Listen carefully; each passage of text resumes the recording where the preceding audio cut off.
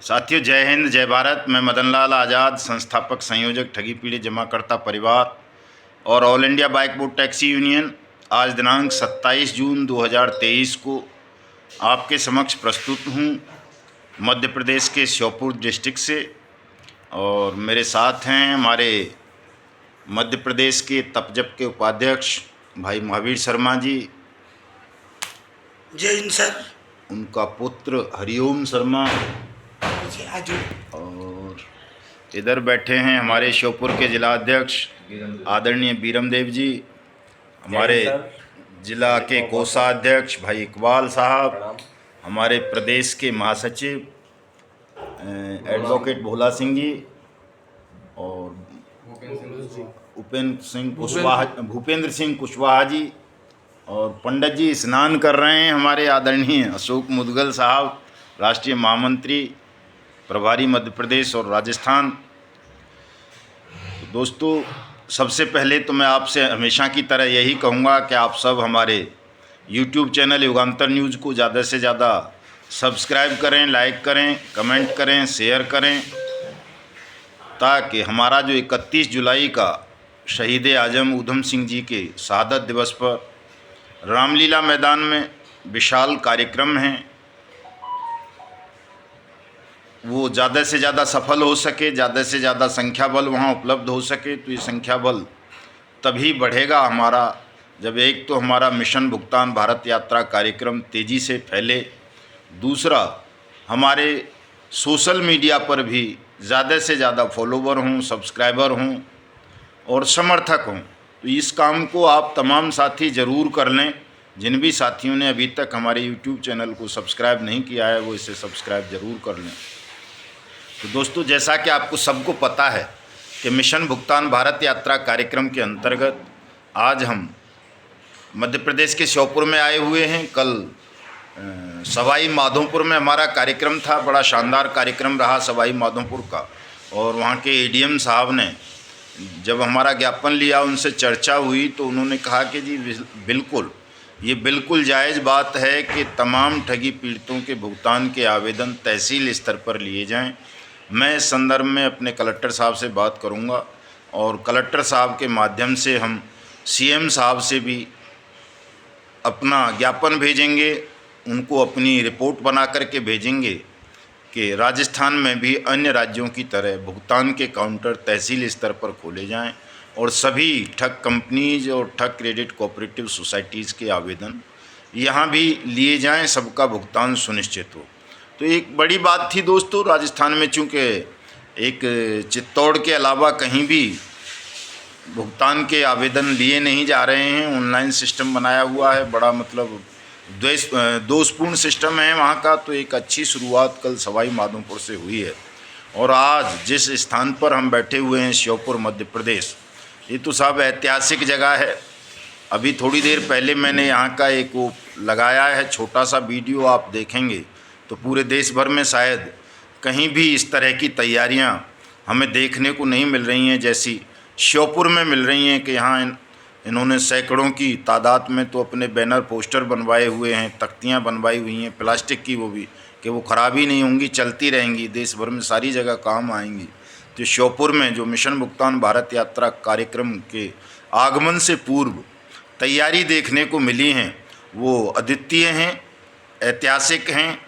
और मैं समझता हूँ अगर ऐसी तैयारियाँ हमारे देश के लगभग 200 ज़िलों में मैं गया हूँ और दूसरे साथी भी जा रहे हैं तमाम, अगर 200 में से 50 ज़िलों में भी ऐसी तैयारियां हो जाएं तो हमारा जो लक्ष्य है 31 जुलाई का 1 लाख लोगों को रामलीला मैदान दिल्ली में एकत्र करने का, वो बड़ा सरलतापूर्वक पूर्ण किया जा सकता है। और 1 लाख ठगी पीड़ित जमाकर्ता परिवारों का समागम संयोजन अगर एक स्थान पर हो जाए तो मुझे नहीं लगता कि फिर कोई भी राज्य की सरकार हो या केंद्र की मोदी सरकार हो, वो आपके भुगतान के विषय को हल्के में ले सके या आपके भुगतान को टाल सके।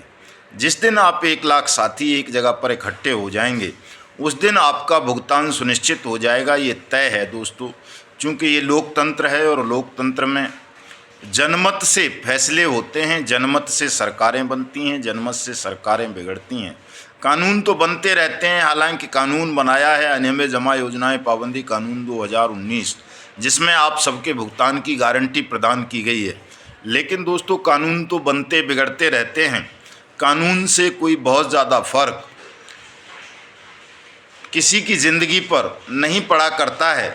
लोकतंत्र में अगर किसी के जीवन पर किसी कानून का कोई महत्व है तो वो जनमत से है कि उस कानून से कितना बड़ा जन समुदाय प्रभावित है या उसके दुष्प्रभावों से मतलब व्यथित है।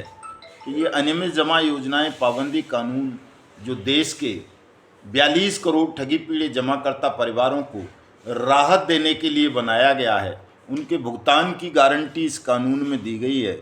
लेकिन चूँकि 42 करोड़ में से 42,000 लोग भी इस कानून के पक्ष में अभी तक कहीं एकजुट होकर खड़े नहीं हुए हैं, इसलिए चाहे वो राज्यों की सरकार हो या केंद्र की मोदी सरकार हो, इस कानून को उन्होंने गंभीरता से नहीं लिया है।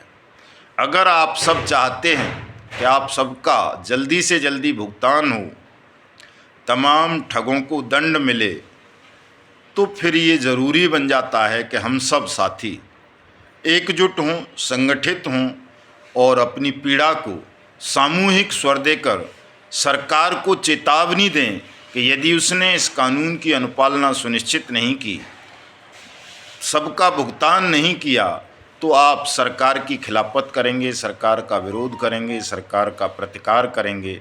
और एक समय ऐसा भी आ सकता है कि आपका अगर भुगतान नहीं हुआ तो आप इस सरकार को उखाड़ कर फेंक सकते हैं। दोस्तों, केवल इतना भरसा काम हमको करना है कि अपनी ताकत का एहसास कराना है, ये सिद्ध करना है सरकार के समक्ष कि वाकई देश में 42 करोड़ ठगी पीड़ित जमाकर्ता परिवार हैं और यदि उनका भुगतान नहीं किया गया तो वो इस सरकार को, इस पूरे बेईमान सिस्टम को उखाड़ कर फेंक सकते हैं। या फिर ये सिद्ध कर दें हम सब कि अगर आप भुगतान कर देंगे तो आपको सत्ता भी सौंप सकते हैं। तो इसलिए जब तक आप सब गंभीर नहीं होंगे इस मिशन के प्रति, इस लक्ष्य के प्रति, तब तक सरकार भी इन चीज़ों को गंभीरता से नहीं लेगी। इसलिए मैं तमाम साथियों से बार बार अनुरोध करता हूँ कि आप तमाम साथी इसको गंभीरता से स्वयं लें, और जब आप गंभीरता से लेने लगेंगे तो सरकार भी निश्चित रूप से इस अभियान को गंभीरता से लेंगी और बहुत जल्दी आप सबका भुगतान हो जाएगा। दोस्तों, एक बात और मैं 31 जुलाई के संदर्भ में आपसे कहना चाहूँगा कि 31 जुलाई का कार्यक्रम ऐतिहासिक कार्यक्रम होगा।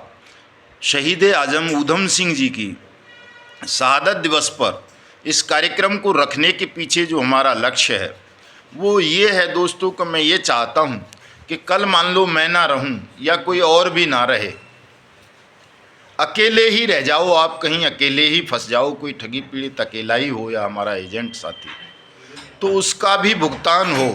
शहीद आजम ऊधम सिंह एक ऐसे व्यक्तित्व हुए हैं हिंदुस्तान के स्वतंत्रता आंदोलन में, जिन्होंने कभी कोई संगठन नहीं बनाया, किसी से कोई सलाह नहीं ली। जलियांवाला बाग में जब वो किशोरावस्था में थे, उन्होंने जनरल डायर को अत्याचार करते हुए हिंदुस्तानियों पर देखा, गोली मारते हुए देखा, हजारों हिंदुस्तानियों की हत्या हुई जलियांवाला बाग में। अकेले ऊधम सिंह किशोरावस्था थी, बाल्यावस्था थी, जिन्होंने अपनी आंखों से उस कांड को देखा और उस बालक ने अपने मन में ये संकल्प लिया कि मैं इस गोली चलवाने वाले जनरल डायर को मौत की नींद सुला दूंगा। किसी से कोई सलाह नहीं की, कोई संगठन नहीं बनाया। और घटना के लगभग 21 साल बाद लंदन में जाकर उन ऊधम सिंह ने जनरल डायर को मार गिराया था। दोस्तों, अंग्रेजी शासन था, कोई लोकतंत्र नहीं था।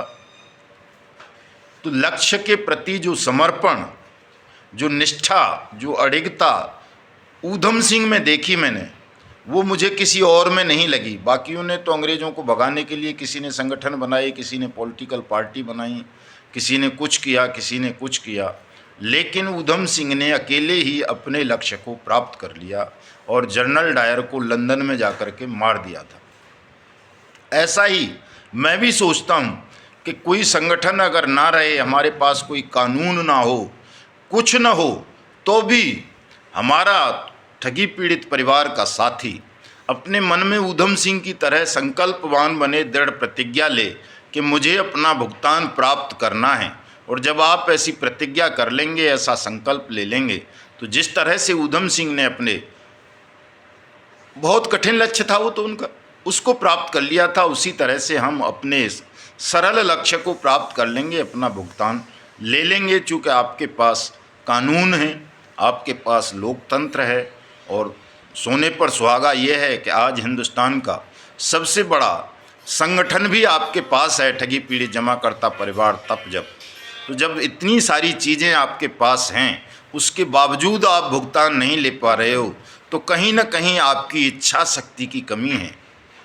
आप अपने ध्यान को केंद्रित नहीं कर पा रहे हैं, अपनी इच्छा शक्ति को, अपने आत्मबल को मजबूत नहीं कर पा रहे, इसलिए बेईमान सिस्टम गुंडागर्दी कर रहा है और आपका भुगतान नहीं दे रहा। जबकि कानून साफ साफ कहता है कि बर्ड्स एक्ट 2019 के तहत नियुक्त जिले का सक्षम अधिकारी आपसे आवेदन लेगा, स्वयं आमंत्रण दे करके अपने ज़िले के लोगों को कि मैं सक्षम अधिकारी हूँ, मेरे यहाँ आकर के आवेदन दो।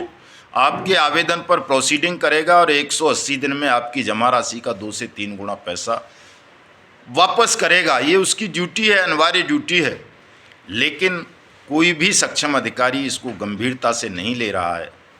उसका सबसे बड़ा कारण मैं समझता हूँ आपके आत्मबल की कमजोरी है। जिस दिन आप अपने आत्मबल को मजबूत कर लोगे, अपनी इच्छा शक्ति को जगा लोगे, उस दिन ये पूरा बेईमान सिस्टम आपके कदमों में पड़ा होगा, आपका भुगतान हो जाएगा। दोस्तों, ये जो 31 जुलाई का कार्यक्रम है, हालांकि उसमें हम शहीद आजम ऊधम सिंह को भारत रत्न देने की मांग करेंगे, अनियमित जमा योजनाएं पाबंदी कानून 2019 के क्रियान्वयन की मांग करेंगे और आपके भुगतान की मांग करेंगे, और बहुत सारे प्रस्ताव पारित किए जाएंगे। लेकिन उसका मूल लक्ष्य आपकी इच्छा शक्ति को प्रबल करना है, आपके आत्मबल को इतना ऊंचा कर देना है कि आपको किसी से डर ना लगे, किसी से भय ना लगे। आपको पता चल जाए कि भुगतान आपका अधिकार है, और जो आपका भुगतान नहीं करेगा आप उसका विरोध करेंगे, प्रतिकार करेंगे। ये मूल उद्देश्य है इस कार्यक्रम का। इसलिए मैं देश के तमाम ठगी पीड़ित जमाकर्ता परिवारों से अपील करूंगा कि तमाम साथी अपने तमाम ज़रूरी कामों को छोड़कर 31 जुलाई 2023 को सुबह 10 बजे रामलीला मैदान, अजमेरी गेट, जवाहरलाल नेहरू मार्ग, नई दिल्ली पधारें। ये बिल्कुल दरियागंज के पास है। दरियागंज और कनॉट प्लेस के बीचों बीच में ऐतिहासिक रामलीला मैदान है, और उसका एक इतिहास ये भी रहा है कि रामलीला मैदान में अगर कोई कार्यक्रम हुआ है और रामलीला मैदान को भर दिया है किसी संगठन ने, तो उसकी मांग की अनदेखी कोई कर नहीं सका है, सरकार को झुकना पड़ा है। तो इसलिए दोस्तों, इस काम को आप कर लें, एक बार रामलीला मैदान को लबालब कर दें, ओवर कर दें। इतनी संख्या आपकी होनी चाहिए कि रामलीला मैदान में चारों तरफ, रामलीला मैदान के अंदर भी बाहर भी, हिंदुस्तान के ठगी पीड़ित जमाकर्ता परिवार दिखाई पड़े। श्योपुर के साथियों ने कहा है कि साहब 100 आदमी 31 जुलाई को रामलीला मैदान में आएंगे दिल्ली। इसी तरह से अगर तमाम ज़िलों से साथी सक्रियता दिखाएंगे तो हम अपने इस कठिन लक्ष्य को बड़ा सरलता से प्राप्त कर लेंगे। तमाम साथियों से मैं ये भी कहना चाहूँगा, चूँकि बड़ा कार्यक्रम है और दिल्ली प्रदेश के अध्यक्ष राजकुमार जी को इसकी आयोजन की समिति का चेयरमैन बनाया गया है, तो तमाम साथी इसमें थोड़ा थोड़ा आर्थिक सहयोग भी करेंगे। और अभी हम तुरंत यहाँ से निकल करके जिलाधिकारी श्योपुर के यहाँ ज्ञापन देने जाएंगे, चूँकि श्योपुर में बर्ड्स एक्ट 2019 की अनुपालना नहीं हो रही है, यहाँ पे आवेदन नहीं लिए जा रहे हैं, तो बाकी भुगतान तो होगा ही कहाँ से। तो आज निश्चित रूप से यहाँ पर भुगतान के आवेदन लेने आज से ही प्रक्रिया शुरू हो जाएगी।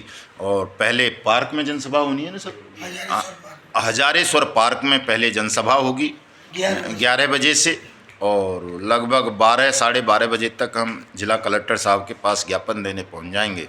तो यदि कोई श्योपुर या श्योपुर के आसपास के साथी मेरा ये वीडियो सुने तो वो श्योपुर सादर आमंत्रित हैं। जय हिंद, जय भारत।